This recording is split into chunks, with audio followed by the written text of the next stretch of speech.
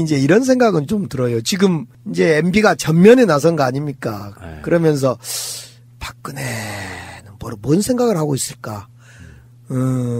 웃고 있을까? 아니면 어떻게 생각하고 있을까요? 박근혜는? 하늘의 뜻이 뭔지 아십니까? 네. 의원님? 이명박 사무실의 호수가 503호예요. 5035. 무섭지 않으세요? 503? 이명박 사무실이요. 네. 이명박 개인 사무실. 거기에 호수가 503호라고요. 그게 뭐지, 503이? 박근혜 수임잖아요. 수임. 그럽니까? 무섭지 않으세요? 누가 그런 것까지 또 예리하게 예. 탐정이 또 나타났네요. 잠시 후에 오겠습니다. 이명박이 자잘한 잡범 같은 이야기들 몇 개만 할게요. 나 진짜 지금 국정원 특활비를 그렇게 쓴 정도라 그러면요. 이명박 씨는 저는 즉결처형이라고 봐요. 뭘 그렇게 거짓말을 하고 국정원 특활비도 몰랐다고 얘기하고 준 사람 있고 전달한 사람이 있는데. 근데 MB는 한마디 더 붙으면 예전에 자기한테 칼이 겨누고 수사가 시작되니까 백원우 청와대 민정비서관이 노무현 대통령 장례식 날 자기한테 데려다 끌려간 거에 대한 안갚음이다. 이렇게 참 짜잔하잖아요. 근데 이번에는 또 자기 수사가 노무현 전 대통령이 죽음에 대한 어떤 안갚음이다. 이렇게 하는 거 보면 할 말이 없겠죠. 그런 말 외에는. 그러니까 비열한 게 노무현 대통령 돌아가실 때는 국정원 통해가지고 언론에 계속 말도 안 되는 누모 흘려가지고 모욕주기 방식으로 수사하다가 결국에는 그렇죠. 근데 지금 이거는 자기 측근들에 의해서 지금 나오고 있는 거잖아요. 그렇죠. 그건 국정원 이야기였고 당시에는 지금은 측근 이야기였고. 예. 자, 그런데 참여연대가요. 지금 아랍에미레이트 비밀협정 의혹 관련해서 MB를 고발했습니다. 그러니까 지금 청와대가 국익을 위해서 현재 청와대가 국익을 위해서 이 사건을 협정 자체를 약간 수정하는 쪽으로 가려고 하는 것 같아요. 그래서 국회 비준과 문제도 이렇게 협의가 되고 또 우리 기업들 문제가 있는데 네. 어떻게 됐건 또 이게 고발이 되고 나면 또 수사를 또 해야 될 거 아니에요? 글쎄 이건 아랍에미레이트 UAE하고 비밀협정 당시에 원전 협상이 2009년대이고 2010년도에 4개의 비밀협정이 맺어졌고 공개되지 않았다는데 그 비밀협정의 내용이 우리에게 불리한 협정이라는 것은 언론 보도를 통해 봤는데요. 네. 저는 이 문제는 그냥 정부에게 맡겨주는 것이 좋겠다. 이걸 수사까지 해서 국익에 도움이 될까 이런 생각은 좀 해보네요. 예. 불법성이나 이런 것들이 드러나서 우리나라의 이익과는 상관없다고 하면 바로 수사를 했을 거라고 저는 생각해요. 네. 문재인 정부에서. 일단 까발려 놓으면 상당히 상황이 망가지는 상태가 분명히 있을 거예요. 그렇기 때문에 지금 조심스럽게 할 수밖에 없는 것이고. MB는 박근혜가 한일 협상 과정에서 정신대 팔아먹고 자존심 팔아먹는 것처럼 MB도 그랬을 것 같아요. 원전 하나 팔아먹은 과정에 들리는 말로 그 내전이 벌어지면 군사 개입하는 우리 군인을 해외 전쟁으로 몰아넣는 이런 일을 그냥 서슴지 않고 그런 일을 막 했을 것 같아요. 그걸 이제 우리 정부에서 고쳐보려고 한 것 같고. 예. 네. 자, 유해 문제는 일단 넘어가고요. 예. 고발 당했다는 말씀만 드리고요. 자, 지금 4대강 문서도 공교롭게도 이명박이 골목 설명 비슷한 거 하고 그리고 이명박이 지금 이제 사법처리 코앞에 와 있는 상태에서 수자원공사가 4대강 관련 문서를 파기 직전에 발견해서 지금 이게 박범계 의원도 막 이야기하고 폭로하고 대행업체 직원도 지금 기자들하고 이야기하고 그랬는데 수자원공사의 변명은 뭐냐면은 요거는 다 기록으로 남아 있는 거고 나머지 버리는 건 사본이다 이렇게 표현했는데요. 저는 이 말 믿지 않습니다. 왜 그러냐면 다 기록으로 남아 있을 수가 없어요. 모든 자료들은. 사본뿐만 아니라 워낙 방대한 자료들은 이렇게 종이 형태로 가지고 있다가 데이터로 만들어져 있는 그런 자료들은 그중에 일부일 가능성이 높아요. 결정적인 것들은 다 갖고 있다가 불리한 것들만 싹 버리는 형태. 왜냐하면 수자원공사가 사실 이명박이 공범이거든요. 더 문제가 커질까봐 지금 파기하는 게 아닌가 하는 의혹을 지금 제기해보는 거거든요. 네, 4대강만 나오면 제가 경티가 나는데요.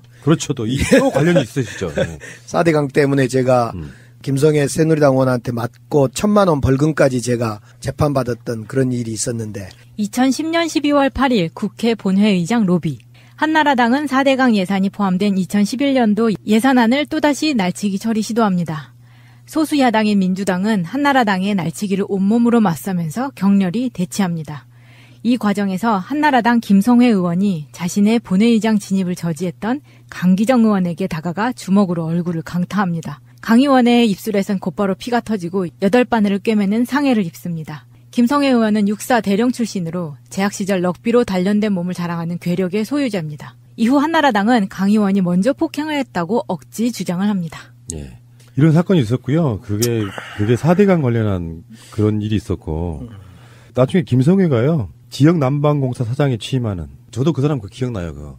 정말 무지막지하게 생겼는데 일반적으로 이제 정치권에서는 그걸 그렇게 만들죠. 강기정 의원이 먼저 폭력을 행사했다 이런 식으로. 그거는 이제 정확히 진실을 이제는 말할 수 있다.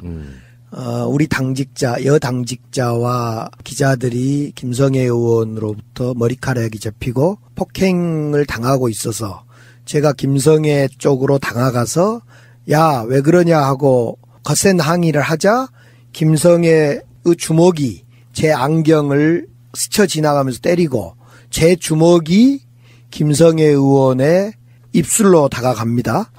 그리고 김성애 의원이 그 이후로 저에게 폭행을 가하는 이 과정입니다. 그래서 사실은 좀 창피한 일인데 누가 먼저 폭행을 시작했냐는 분명히 김성애 의원이 먼저 시작한 거고, 어쨌든 이것 때문에 이 4대강 날치기 예산 저지 과정에 제가 또 벌금 1,000만 원을 선고받게 됩니다. 이거 왜 그러셨어요? 지금 생각해보면 후회되시죠? 솔직히. 아니요. 지금은 이제 선진화법 때문에 그런 일이 없겠지만은 지금도 그렇게 다수의 힘을 믿고 불의한 날치기를 하면 저는 저항할 겁니다. 아, 그렇구나. 예, 그건 국민들이 뭐 폭력이다, 싸움이다 그러지만은 폭력이다, 싸움이다라는 뒷속에 감춰진 옳음을 찾기 위한 과정에 어떤 불가피함이다. 저는 이렇게 변명을 하고 싶어요. 이게 이명박 이 사람이 정말 얼마나 비열한 거냐면, 그리고 나서 김성애한테 직접 전화를 걸어가지고 격려까지 했다는 얘기가 있어요. 저는 그날 이제 병원에 입원해 있는데 다음날 보니까 김성애 의원한테 MB가 전화를 해서 잘했어. 수고했어, 잘했어. 에이씨. 그래서 참 저는 그때 병원에서 한 번 더 아팠죠. 이 4대강이 이 사실은 지금 뭐 우리가 다하슨의 무슨 국정원 특활비에 이야기하고 있지만 4대강은 이명박을 상징하는 사건인데, 이번에 골목 설명에서도 4대강의 뭐 수질 개선 작업? 예.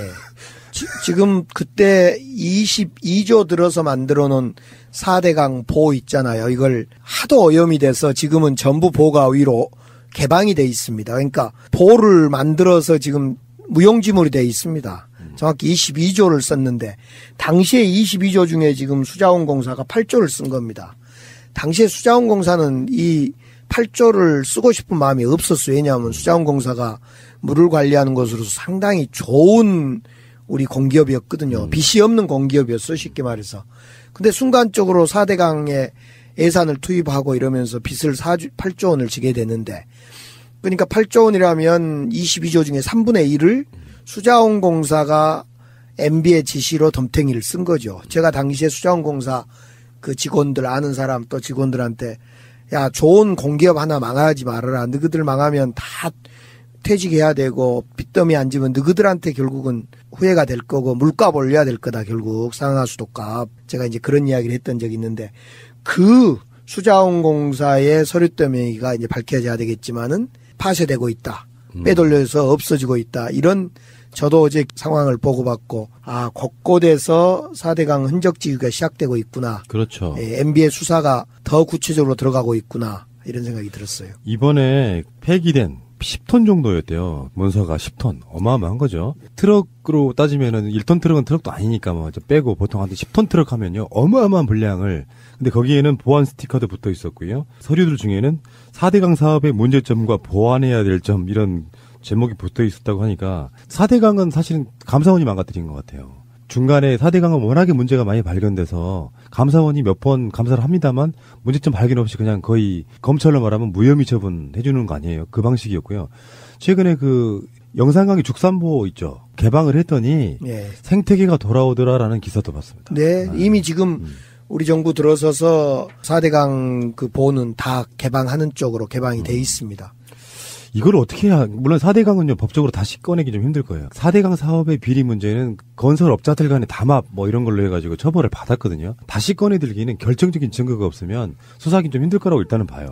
네, 4대강 문제는 제가 2010년부터 2년 동안 아무튼 저하고 김진애 의원하고 주로 이제 이 4대강 문제를 많이 다뤘던 의원 중에 한 명인데요. 지금은 이제 김상희 의원 그 뒤로 이렇게 다뤘는데, 이건 다시 보기는 봐야 될 문제입니다. 지금 뭐 비리가 있었냐 없었냐를 떠나서 이 4대강을 원상으로 회복하자.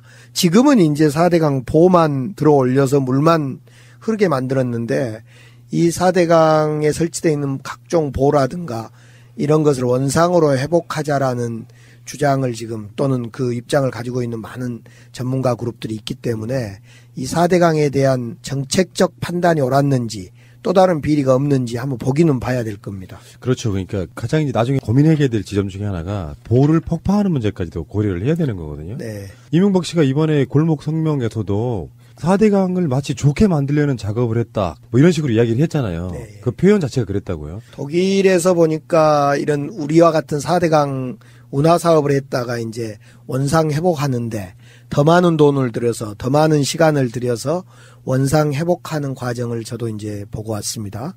근데 독일도 그렇듯이 우리도 4대강에 대해서 저걸 지금은 이제 소통만 했지만은 어떻게 해야 될 건지를 진지하게 검토해야 될 겁니다. 지난 5년 동안 저는 4대강 살리기와 이렇게 표현했어요. 4대강 살리기. 저는 4대강 살리기와 최악의 국책사업이라고 표현하잖아요. 그렇죠. 4대강은 죽었죠. 근데 이제 여기서 보면은 이 문서 파쇄를 했던 이 근로자가 굉장한 일을 한 거거든요. 이 사람의 제보예요. 35살의 김건혁 씨인데 본인이 이 작업을 하다가 문서에 들어있는 보안 스티커라는 것들 때문에 이 어차피 파쇄를 할 거니까 이 문서를 유심히 봤다 그래요. 거기에 그 민감한 내용이 있으니까 이 사람이 몸에 숨겨서 나오고 싶은 것들이 있었는데 부피가 너무 크다 보니까 그렇게 하지 못했고 이걸 제보를 해야겠다라고 결심을 했다고 합니다.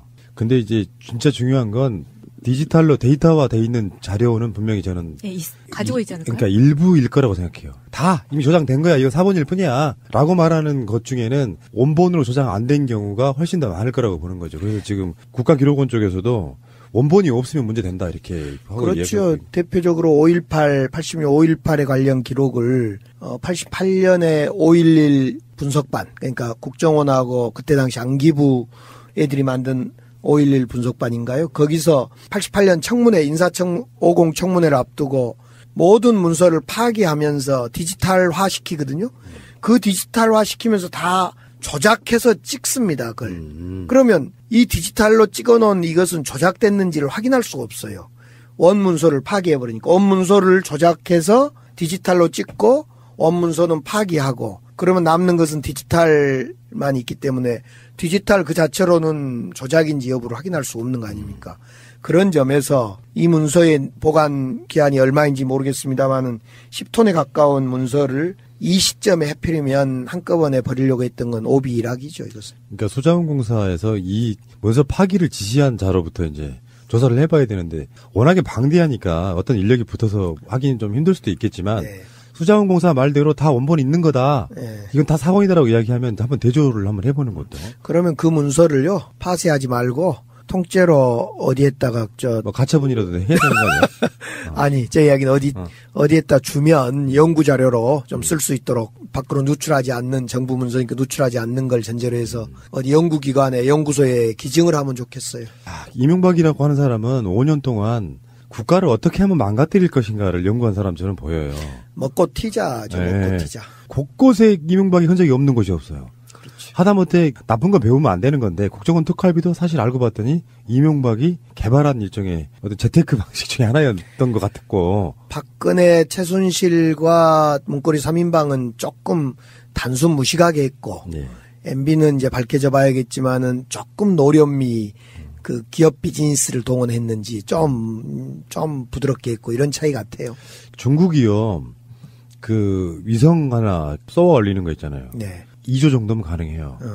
북한의 핵무기 만드는 비용이 얼마나 들었을까요? 제 생각에는 불과 한 몇 조 정도면 가능한 거예요. 불과 몇 조, 한 1, 2조 정도면.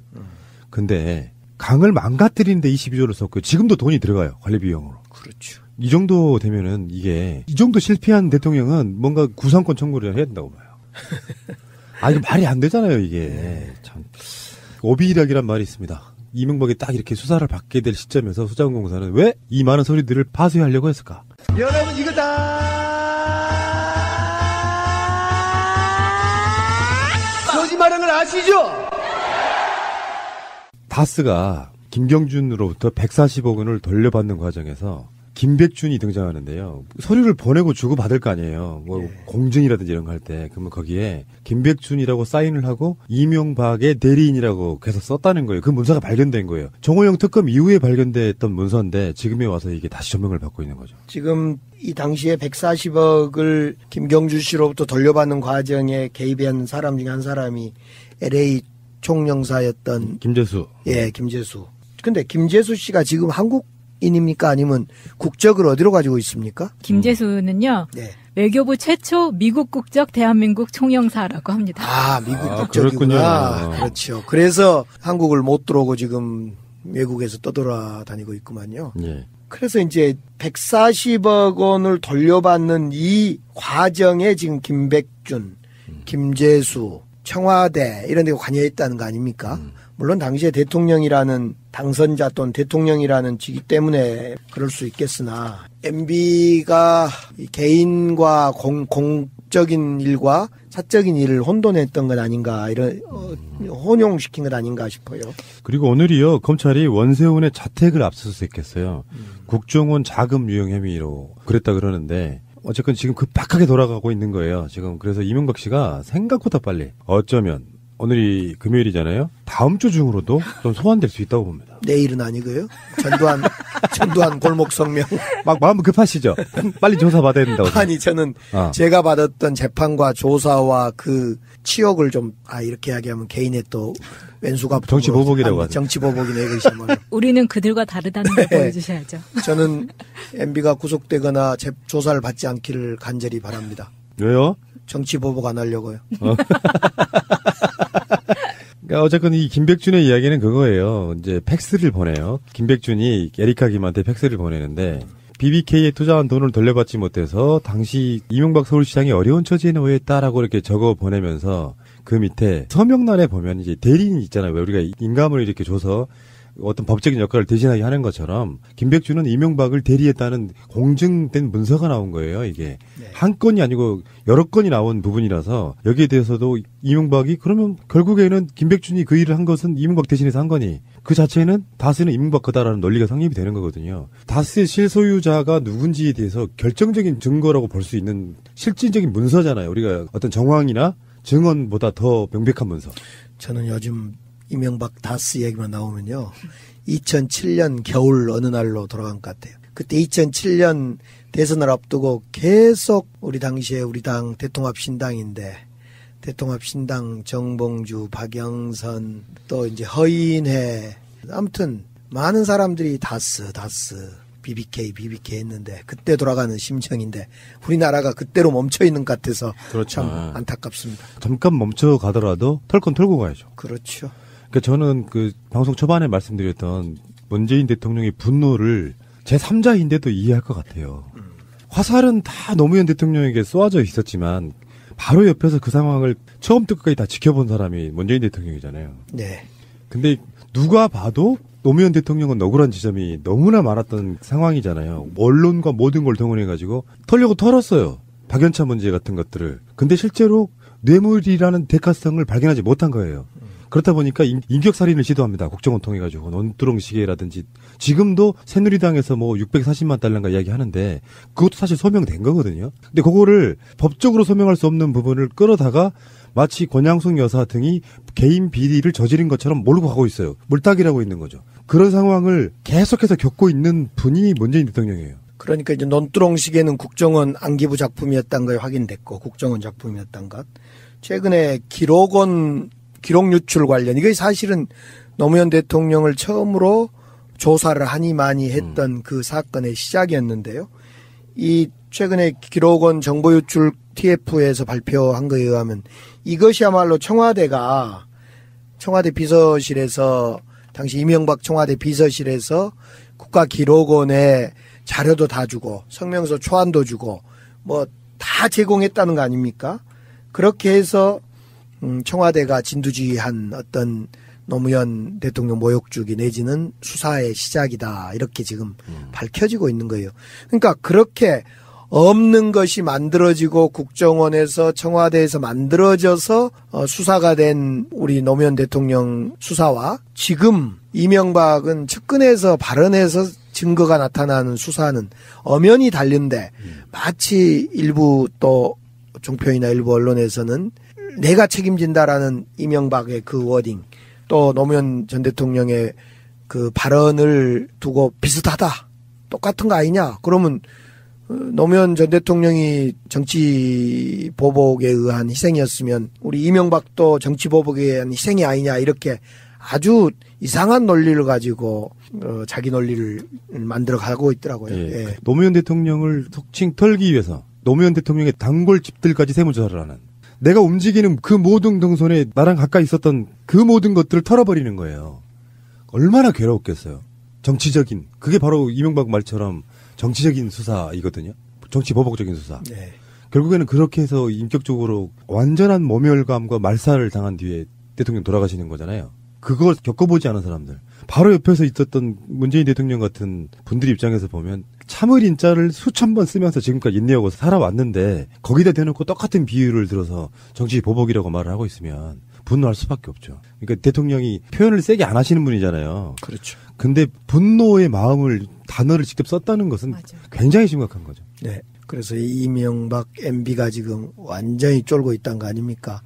뭐 다 까자. 우리는 뭐 안 것 없는 줄 아냐 해도 오히려 다 까봐라. 뭐 깔라면 까봐라. 뭘 가지고 있는데 지금 MB가 할 이야기 없을 것 같아요. 할 이야기. 근데 그쪽 사람들의 그 평상시 때 언행이나 이런 걸로 보면 우리 NLL도 그런 식이잖아요. 뻔한 문서를 갖고 반대로 해석해서 선거에 써먹었잖아요. 증명되지 않은 것들 몇 개를 들고 나와서 물타기를 할 가능성이 높아요. 조작되어 있는 부분을 공방으로 가야만 노무현 정부나 이명박 정부나 똑같았구나. 그렇죠. 그 느낌을 주기 때문에 지금부터는 이제 그쪽에서 쏟아져 나오는 정보들 중에 가짜 물타기 조작된 것들이 정보들이 굉장히 많을 텐데 거기에 대한 대비를 좀 해야겠죠. 네, 그건 정두원, 김희중 씨가 다 해줄 겁니다. 정두원하고 김희중 씨는 일단 국민들한테 선포를 해야 돼요. 네. 나는 자살하지 않겠습니다. 아, 근데 이제 예전하고 달리 내부 고발자 보호법이 만들어져 있어서요. 정두원, 김희중 이제 과거를 떠나서 내부 고발자들은 옛날에는 보호되지 못했잖아요. 그런데 지금은 이제 법이 만들어져서 보호가 됩니다. 국민들이 정두원, 김희중 씨 보호합니다. 아, 그래도 불안해 죽겠어요. 그 뭐랄까 주군을 배신한 그 죄책감에 나 이런 식의 문서가 나올까봐 걱정돼 죽겠네. 김희중은 지금 진짜 판도라의 상자를 연 이런 식의 표현을 쓰고 있고 어떤 언론은 죽은 등 뒤에 칼 꽂은 뭐 이런 표현도 썼고요. 예. 진짜 사람의 비리는 그 정도 측근이 불어버리면요 이명박 자체가 멘붕돼 버릴 것 같아요. 근데 사람이 제일 진실될 때는 그런 것 같아요. 딸 앞에, 아들 앞에, 가족 앞에. 맞습니다. 이럴 때 가장 진실되고요. 또 하나는 이제 외국은 성경에 손을 얹고 이제 할 때 우리는 이제 가족 앞에 사실은 극단적인 선택을 하신 분 중에 대부분 참 가족들을 생각하면서 극단적인 선택을 많이 하는데 지금 저는 김희중 씨가 가족에 부끄럽지 않는 아빠 뭐 이런 얘기를 표현했다는 것은 마음을 독하게 먹은 거죠. 이것은. 그쪽 사람들은 어떤 사람들은 국회에서 선서해놓고 거짓말 하잖아요. 그것은 뭐 누구는 선서를 그래서 안 했잖아요. 누군가요? 조윤선. 조윤선. 안 해서 효력이 없다? 그런 논리? 그렇죠. 조윤선은 성견지명이 있었던 거예요. 이걸 하면 틀림없이 위증죄로 처벌받을 거라 봐서 국회에 선언을 안 한 거예요. 이런 박근혜 대통령의 시련이 있을 거고 본인에게 시련이 있을 거다라는 걸 성견지명한 거죠.